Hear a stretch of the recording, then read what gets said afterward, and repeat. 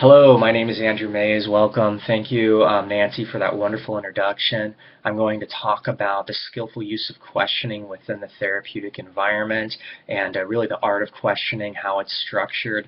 We're going to dive a little bit into open-ended and closed-ended formats. We're going to talk about the Socratic method briefly, and at the very end of my presentation, there's a self-administered multiple-choice quiz that you can take, which is also a form of questioning. So with that said, questioning is for a couple things. It's really for information gathering and collection, clarification, and then also specification purposes. And then there's one other purpose, and that's interpretive purposes, really interpreting what the patient is delivering and trying to understand their needs.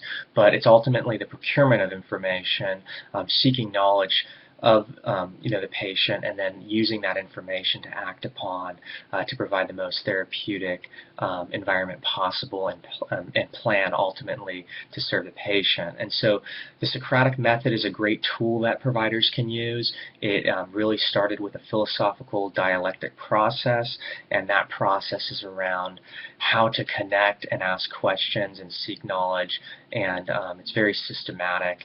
And so it's been found by Brown that that process in and of itself is extremely useful in the therapeutic setting and can really get patients to open up and provide that clarification and that specification that's needed to ultimately result in a proper interpretation of the data that the patient's providing to you. So with that, we're going to talk a little bit about open-ended and closed-ended question formats. If I asked you a question like, how does going to the doctor today make you feel? That would be an example of an open-ended question where the patient's allowed to explore their ideas and explore their thoughts and discuss their feelings, more than just, straight to the point. Now, a closed-ended question is really the straight to the point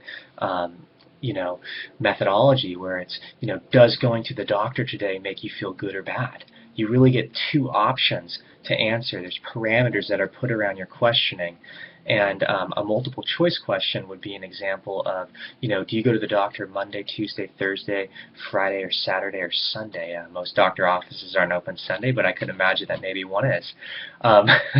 So anyways, those are a lot of the different question formats. It's important that providers choose which one they select wisely, because that will ultimately result in how they're able to connect with the patient. And so with that, that's the questioning overview. Please take the self-administered quiz, and with that, Joan's going to talk a little bit about the strengths and the weaknesses associated with skillful questioning. Thank you.